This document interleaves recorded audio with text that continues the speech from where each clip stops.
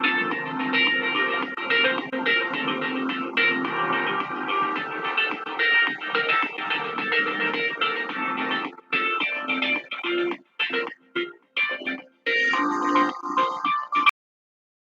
Evening dear students.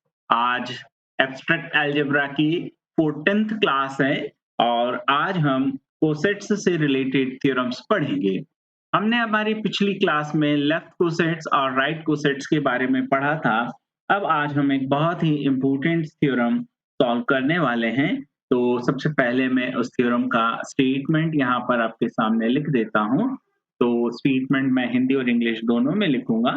सबसे पहले मैं हिंदी में स्टेटमेंट आज लिख रहा हूं।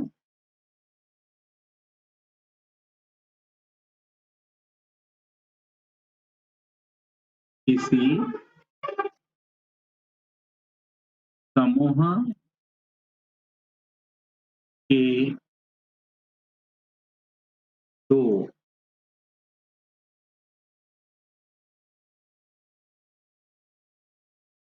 सहसमुच्चय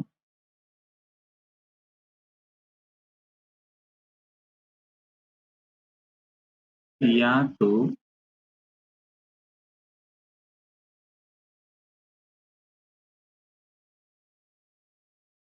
असंयुक्त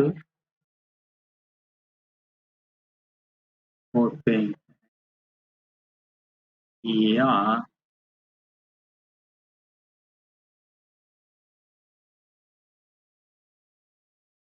सर्वसम होते। ये इसका हिंदी में कथन है ना? और इंग्लिश में मैं लिख रहा हूँ।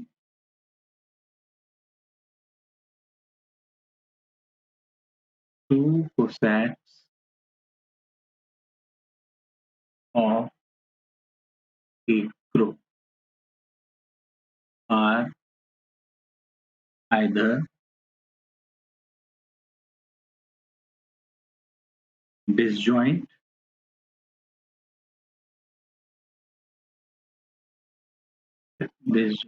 और आइडेंटिकल। बहुत इंपॉर्टेंट थ्योरम है ये। कल है दोनों आइडेंटिकल। ये बहुत ही इंपॉर्टेंट प्रमेय है ना? ये प्रमेय आज हम भी पढ़ेंगे। बहुत ही इंपॉर्टेंट थ्योरम है। स्टेटमेंट क्लियर आपके सामने आपको दिख रहा है। ठीक है। टू स्टार्ट द प्रूफ है। तो प्रमेय को सिद्ध करने के पहले हम यहाँ पर क्या करेंगे, कुछ बेसिक चीजें मैं बार बार हमेशा आपको थ्योरम से बताता हूँ। तो आप यहाँ पर लिखेंगे ग्रुप की डेफिनेशंस। आपको ग्रुप के बारे में पता होना चाहिए। आपको सब ग्रुप का कॉन्सेप्ट पता होना चाहिए और साथ में आपको कॉन्सेप्ट इसका पता होना चाहिए कोसेट्स का। ये तीन चीजें आपको बहुत अच्छे से आनी चाहिए। समूह, उपसमूह और सहसमुच्चय, ये तीन चीजें आपको बहुत अच्छे से क्लियर होनी चाहिए। तो प्रमेय को सिद्ध करने में सफल होंगे, समझ जाएंगे, है ना? तो अब हम प्रूफ स्टार्ट करते हैं। तो late G is a group, H is a subgroup of G। हमने दो चीजें कंसीडर कर ली कि G एक ग्रुप है और H एक उसका सब ग्रुप है। Let A and B belongs to G, then है ना, A और B दो डिफरेंट एलिमेंट्स हैं। तो देन क्या होगा, HA एंड HB, है ना?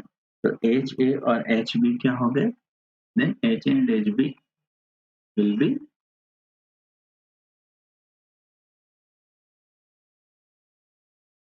two राइट कोसेट्स, है ना? ये दक्षिण सहसमुच्चय है। अब हमें ये जो थ्योरम में सिद्ध वो क्या करना है कि दो जो सहसमुच्चय होते हैं, टू कोसेट्स होते हैं, या तो वो डिसजॉइंट होंगे या फिर आइडेंटिकल होंगे। इसका मतलब है कि अगर डिसजॉइंट नहीं है तो देन वो आइडेंटिकल है, ये हमें मानना है ना? तो हम क्या करते हैं कि let H A and H B are are disjoint, है ना? या तो आप क्या कह रहे हैं कि या तो वो डिसजॉइंट है या फिर वो आइडेंटिकल है। तो let at H A and H B are not disjoint, not disjoint. That is HA intersection HB not equal to phi, not equal to phi. So then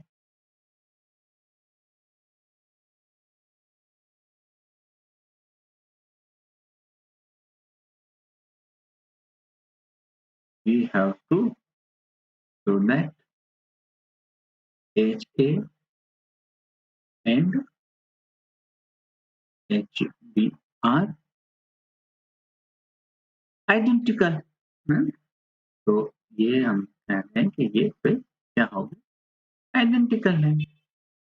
मतलब HA इक्वल टू HB, ये हमको proof करना है। ठीक है, अब आप देखो, हमने मान लिया कि ये डिसजॉइंट नहीं है ना? तो डिसजॉइंट नहीं तो इसमें कोई ना कोई एक एलिमेंट्स होना चाहिए, है ना? तो हम मान लेते हैं कि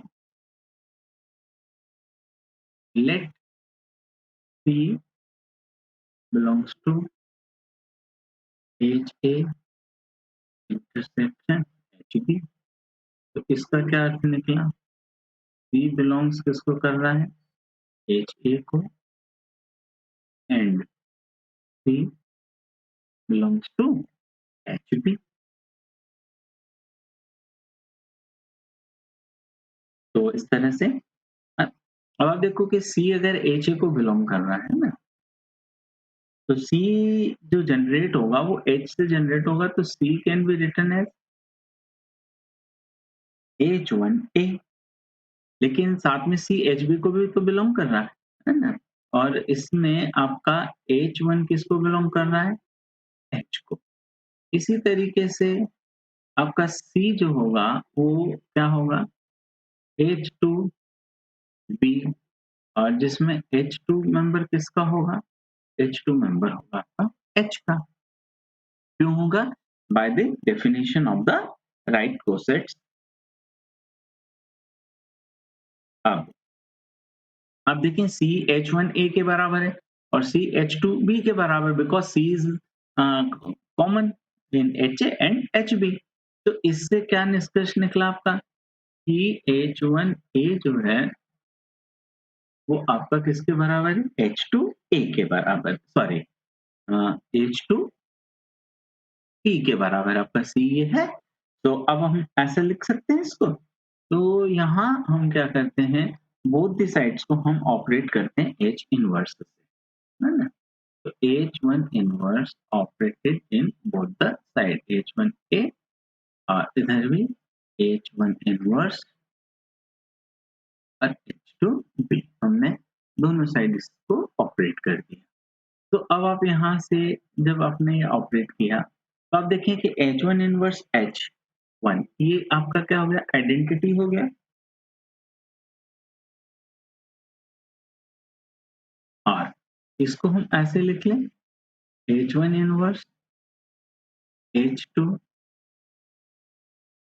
और ये आपका B। अब आप देखें H1 और H2 किसको बिलोंग कर रहे हैं? H को। तो H1 इनवर्स और H2 किसको बिलोंग करेंगे? H को। तो H1 इनवर्स इनटू H2, ये किसको बिलोंग करेंगे? H को। तो इसके आधार पर अब हम यहाँ क्या लिख सकते हैं? EA, ये क्या है? आपका आइडेंटिटी है ना? तो ये क्या हो गया आपका? A और इक्वल टू, है ना? तो ये आपका क्या हो गया? H1 inverse H2 B। अब बोथ द साइड्स को हम क्या करें? H से कर दें मल्टीप्लाई, लेफ्ट साइड में H, और ये तो इसी का कोई एक मेंबर है ना, तो H1 इनवर्स H2 B। अब these implies HA equal to HB, क्योंकि ये जो पूरा है ये सब आपका H के बराबर ही होगा ना, तो इसलिए अब हमने इस तरह से ही सिद्ध कर दिया, तो हम लिख सकते हैं hence proved,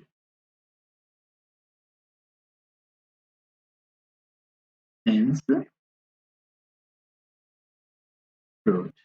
ये हमारा बहुत इंपॉर्टेंट थ्योरम है और इसी थ्योरम को यूज करेंगे हम। अगला एक बहुत इंपॉर्टेंट थ्योरम है, तो मेरा जो नेक्स्ट वीडियो जो आने वाला है उसको आप बिल्कुल मिस ना करें, क्योंकि अगला जो मेरा वीडियो होगा वो होगा लैग्रांज थ्योरम पर, और ये बहुत इंपॉर्टेंट थ्योरम है और लैग्रांज थ्योरम्स के बेसिस पर हम आगे बहुत सारी चीजें समझने वाले हैं और पढ़ने वाले हैं। तो अगला जो मेरा वीडियो है वो लैग्रांज थ्योरम पर होगा। Till then, have a nice day. Thank you for watching me on professor Rakesh Kumar पर।